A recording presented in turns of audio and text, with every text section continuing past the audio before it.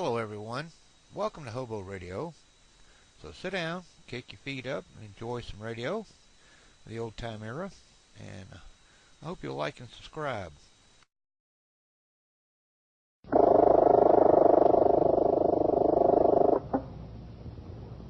21st Precinct, Sergeant Waters.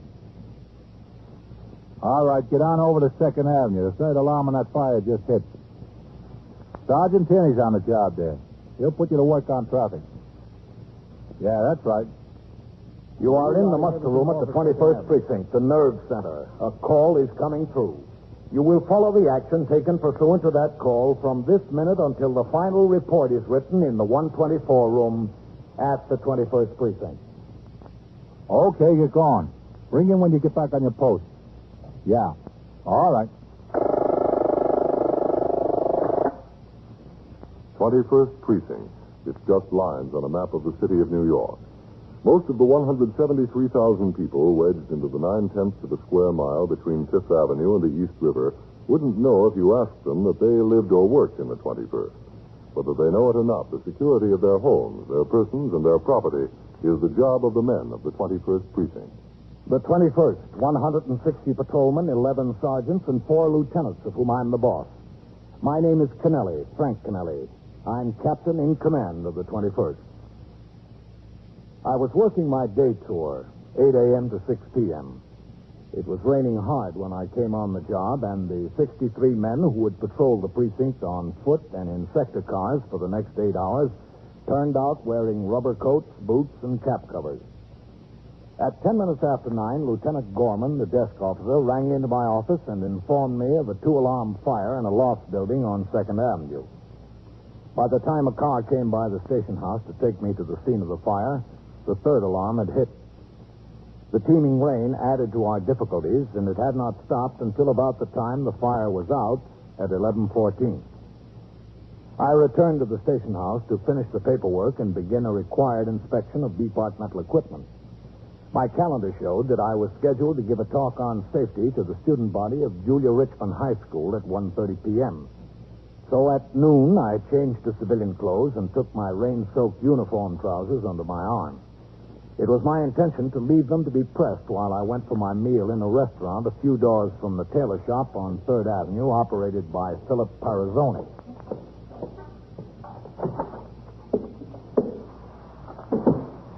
Hello, Miss Parazzoni.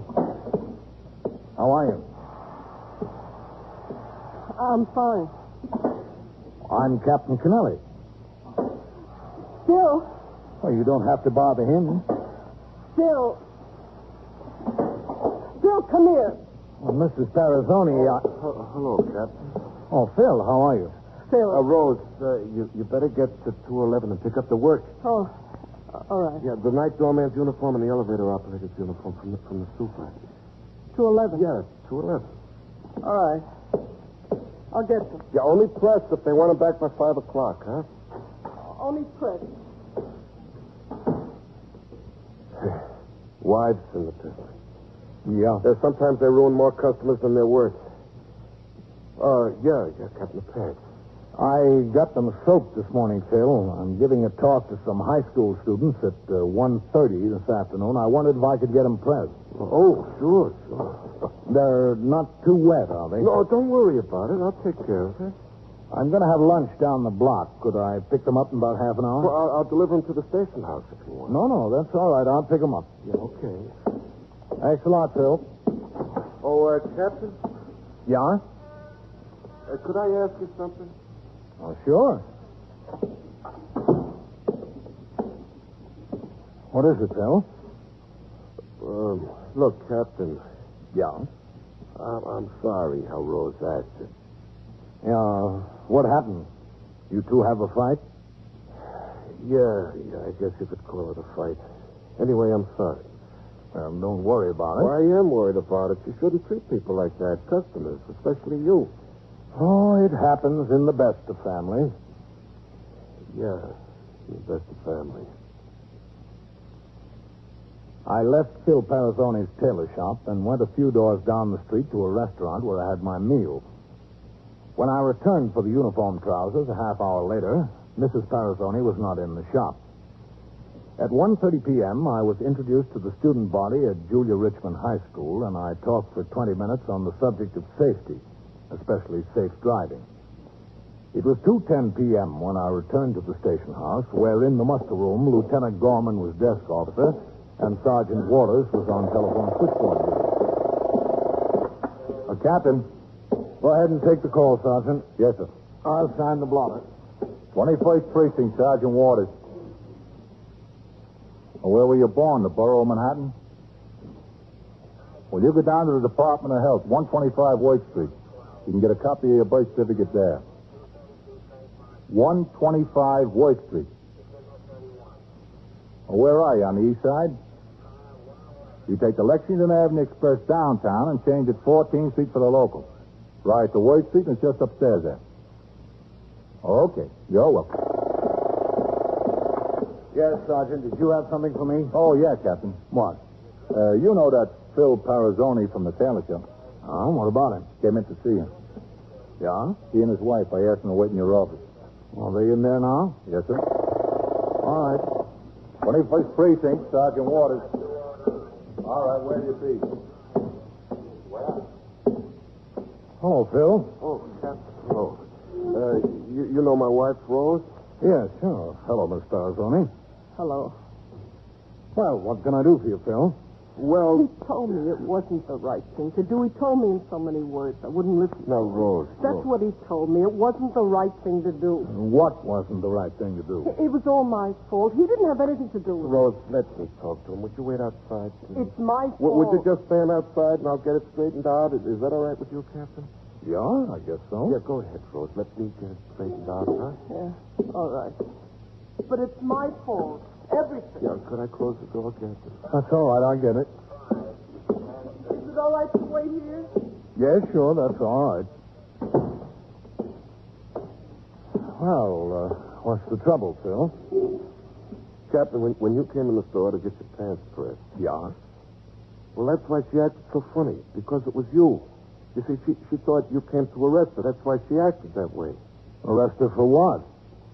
Oh, it's a long story. It's a very long story. What did she do? Look, Captain, when somebody has worked so hard for so many years, worked, really struggled, can you blame them too much if they see an opportunity to make some money just like that? A big opportunity to make it? Well, I can't blame them if it's legitimate. Well, in this case, it's legitimate and it isn't. Well, it can't be both. Well, I mean, the money don't really belong to anybody. You better start at the beginning, Phil.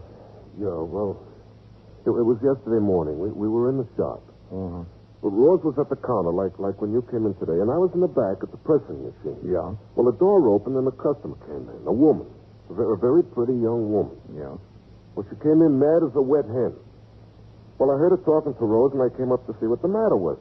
But she had on a nice wool suit, see? The front of the skirt was dirty and smudged, and I didn't blame her for being mad. Anyway, she said she was on the bus. She said two men got on, and the man who was sitting next to her saw the two men. Well, she thinks they were detectives, and they were after the man that was sitting next to her. Uh-huh. Well, anyway, he jumped out of the seat and crawled all over her and ruined her suit with his shoe, and he went out the back door of the bus, and the two men ran out after him. Uh-huh. Well, anyway, after a minute, she looked down on the seat, and there was a package, you see? A pretty big package. Must have belonged to the man that the policemen were chasing. She picked it up. And did the woman have the package when she came into the store? Oh, yeah, she had it, all right. Oh, I see. Yeah, it was right down on the counter there all the time. Anyway, I said I tried to fix up her skirt as best I could, and she went in the dressing room. Yeah. Well, I was in the back there working on the skirt, and then the lady asked Rose to bring the package into the dressing room. She'd like to take a look at it while she was waiting. So Rose brought the package in, and Rose said, you know how curiosity can get the best of ladies. Oh, sure. Well, they sat there looking at it, and Rose was hoping that she would open it up, and finally the lady decided to open it up. Well, what was in it? Well, I didn't know. I didn't find out until last night. Oh, didn't you? Well, she didn't say anything to me about it while we were in the store. I was busy back there. I didn't know what was going on in the dressing room. I see. Your wife only told you what was in it. Yeah, I never saw anything in there. Well, what was in the package? Money. Lots of money, Captain. How much? Well, I don't know exactly. Rose said at least $3,000, they think.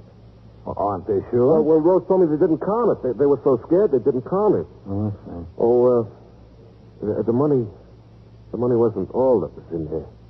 What else? Number slips. You know, slips from playing policy? Oh? Yeah, well, they figured out, Rose and the lady, that this fella on the bus was a racketeer, you see, and he was being chased by the cops. Yeah. Oh, you going to ask Rose in? Well, I think we ought to have this story from her, don't you? Yeah, I think we ought to. Miss Parazzoni, Yes? would you come in now? All right, sure. Just have a seat. Yeah. You tell him, Phil? Well, not everything yet. Sit down, Miss Parazzoni. Thanks. I only got up to the part after you opened the package in the dressing room. Oh. Yes, I'd rather hear the story from you, Miss Parazzoni, instead of what you told your husband. Yeah, sure. Now, how much money was in there? Well, we didn't count it. We saw that money in the policy slips. We got scared. You and the lady. Yeah. We wrapped the package back up again. What was it, a stack of money? Yeah, a stack about this thick, about 2 or 3 inches thick, lots of money. And was the pile of money tied up? Yeah, with a rubber band, a couple of rubber bands. And what was on top? $20 bill. Did you see the bottom? Yeah, it was a 10, I think. There's a $10 bill on the bottom. You never did take the rubber bands off. I didn't even touch it. She was holding it. And you decided to wrap it up quickly. And she decided it. She said the best thing to do would be to call the police. That'd be the best thing. Well, why didn't you call the police? Well, I came back with the skirt. You see. You better let her tell it, Phil. Oh, yeah, okay, all right. Well, Phil came back to the dressing room with the skirt, and she had the package all tied up again. I took her out front of where the telephone was, and she walked over toward it, and she picked up the telephone. All of a sudden, she hung up. Where was Phil? I wasn't back there. I was working on some work at the pressing machine. I don't know. I didn't see any of it. No, that's right. He didn't see any of it. Did she tell you her name? Not then. Well, did you ever find it out? Well, later she said it'd be best if I didn't know her full name. She said her first name was Marion. Uh-huh. Did she tell you why she didn't call the police? Yeah. She told me that she was afraid to call the police. She said that she was afraid that they'd find out that she had 22 parking tickets on her car. Never went to court about any of them. She was afraid she'd be arrested and find a lot of money and things like that. She said maybe it'd be better if she left the package in the store and if I'd call the police.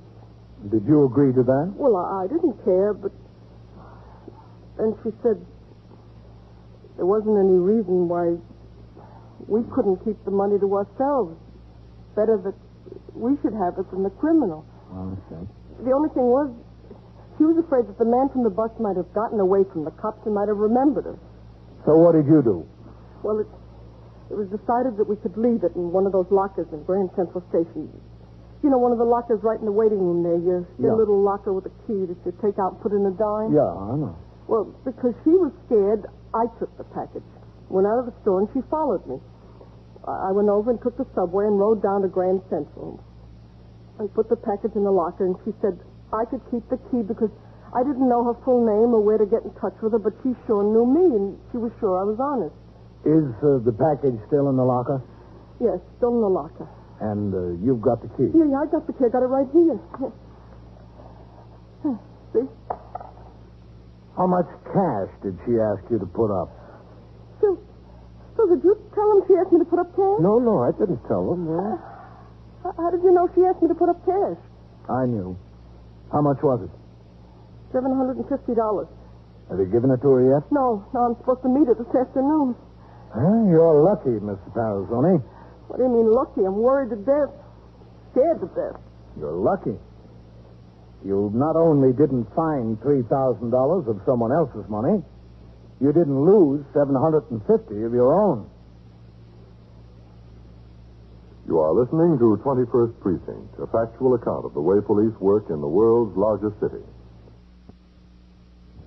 Now back to 21st Precinct and Captain Kennelly. I took Mr. and Mrs. Parazzoni upstairs to the 21st Detective Squad and into the office of Lieutenant Matt King, the squad commander. Shim-shamming, bunco, and pigeon-dropping, as the small con games are called, are old stories and easily recognizable to police officers. But to the victim, they're most convincing. This is especially true because in many there is a blinding streak of larceny exceeded only by that in the con artist. These confidence rackets are invariably based upon the victim's desire to get something for nothing, something that belongs to somebody else. To the police officer, the gullibility of people is amazing. It's incredible how many in the city of New York fall victim to these same old small con games year in and year out. In this case, Lieutenant King and Detective Louis DeLuca questioned the intended victim very closely as I listened. Why should she give you the key? If she were on the level, why wouldn't she suspect you'd go to the locker and get the package for yourself? Well, she told me that she trusted me because she knew where to get in touch with me. We were in business. She walked in off the street with a smudge on her suit, and that's sufficient reason for her to trust you with $3,000? Well, she told my wife she had to trust somebody. Yeah, that's right. She couldn't go to the police on account of the 22 parking ticket. You've known these people a long time, haven't you, Captain? Yes, ever since I've been in the precinct. Many years. As far as I know, they're good, honest, hard-working people. It was all my fault. After I told Phil, he said, why didn't I go to the police? I should have gone to the police. That's what he said. Rose, please, huh? If I meant for you to go to the police, I would have insisted. Now, let's pick this up for a minute where we left off. Yeah, all right. Yesterday, you and this Marion took the package down to Grand Central, and you got one of those dime lockers. Yes, that's right. Then what did you do?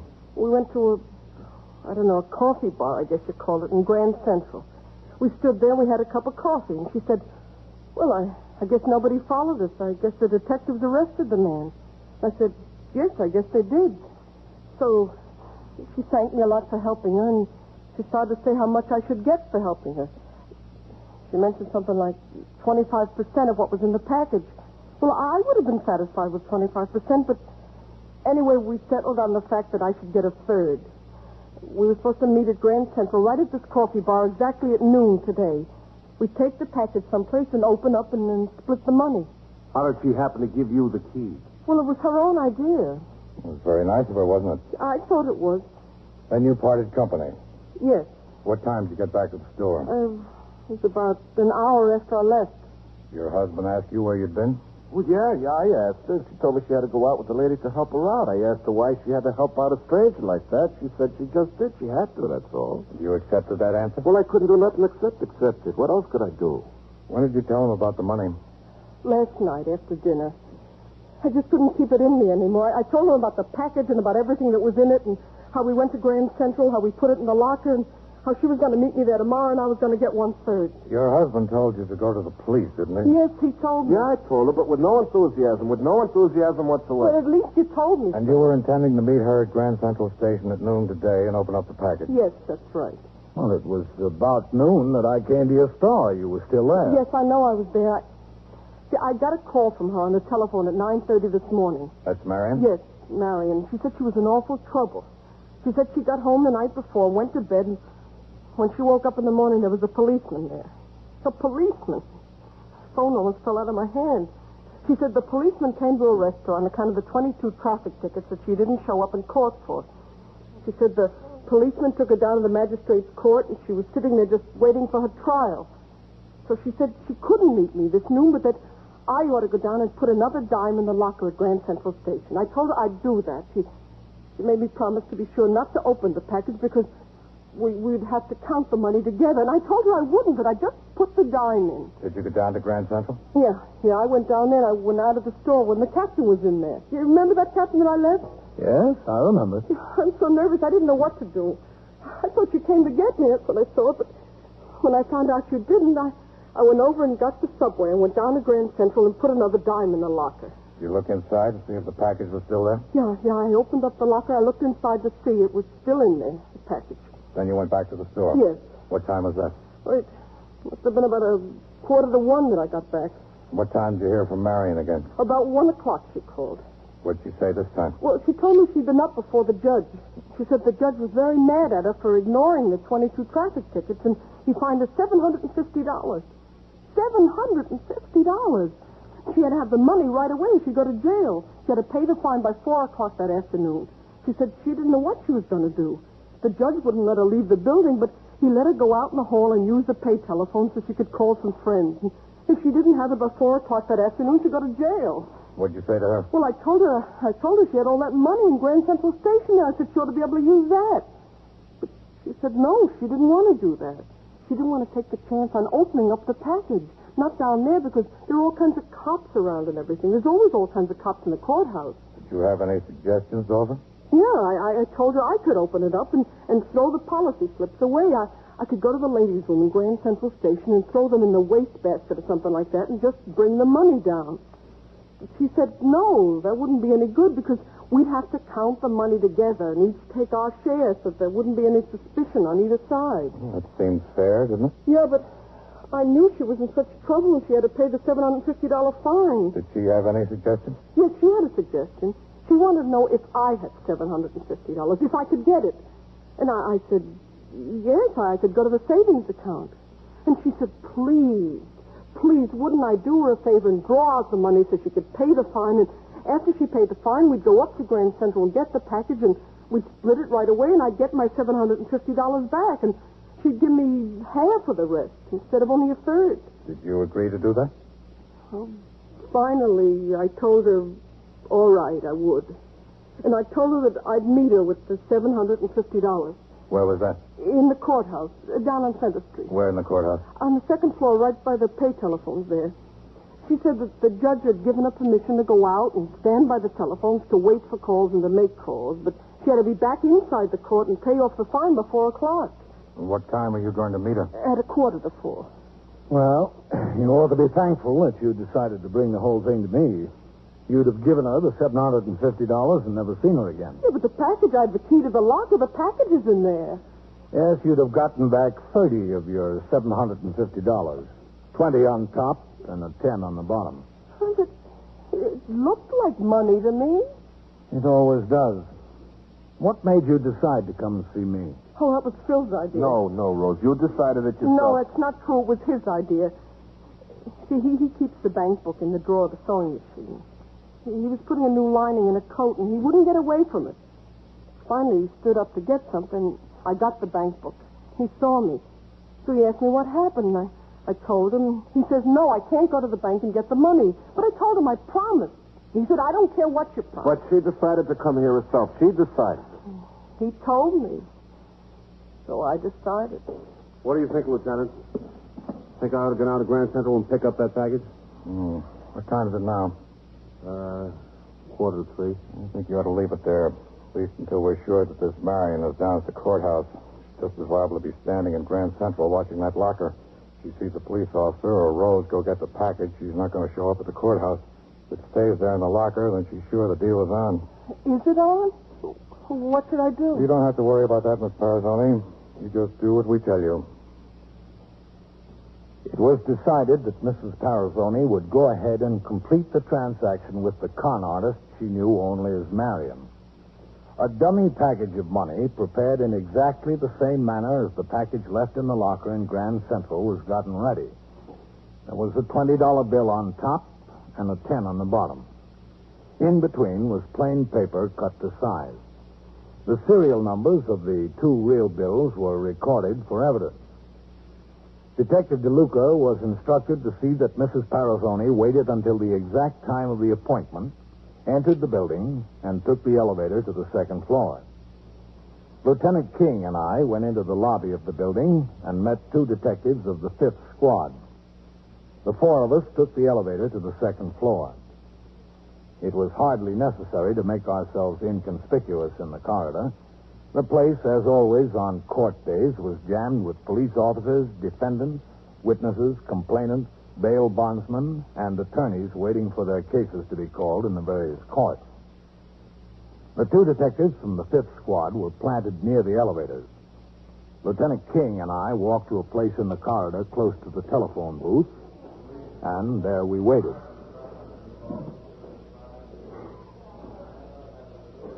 Captain, it's the first time I've heard of the criminal court building being part of a con game. It's impressive, Matt. You got to give her credit for that. That's impressive, all right. There's a woman waiting. Think that's her? She's pretty close to the description. Wait a minute. There's another one down there. Where? At the drinking fountain. Oh, yeah. Lots of them, Captain. No, I guess we'll just have to wait and see. Guess so. How's the time? He's due up here now. How about moving across there where we can see the elevators? Yes, okay.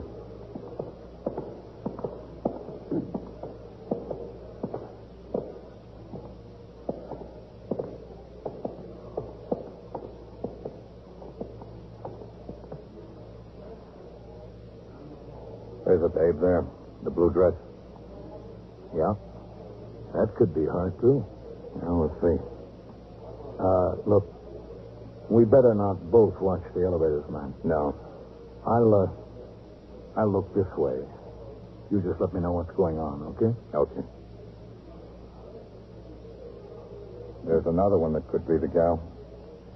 That description fits half the women in New York. Yeah. There's Miss Parazoni coming off the elevator. She's starting to look around. Does she see her? Not yet. Which way is she looking? This way. Here she comes. She stopped. You think Marion showed? Yes, sir, she showed. Miss Parazoni is walking over to her. The one in the blue dress. I'd better keep looking this way. Yes, sir. She's greeted her. They're making the change. Mrs. Parazoni is giving her the package. She's got it. All right, let's go. Good looking, all right. You, think that'll help her? Yeah, so far. Don't know how much good it'll do from now on.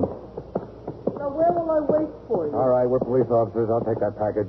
What's that? When you've got there, I'll have it, please. Did you bring them?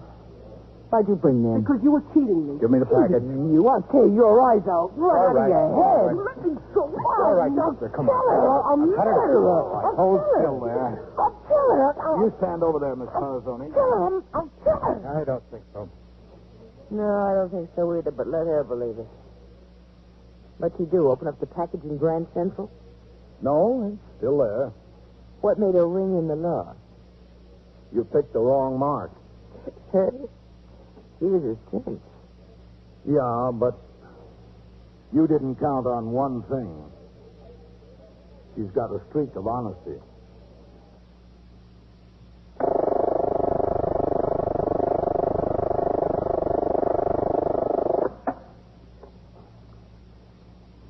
"21st Precinct, Sergeant Waters." Yeah, that's right. There was our policeman working over there. What do you want to know for? Well, how does what they're doing concern you? Yeah. Yeah. Well, you'll just have to bear with us a while, mister. Getting her out is more important than your losing a little sleep. All right. Yeah, we'll be through there right away. As soon as possible. Yes, sir. Yes, sir. You're welcome.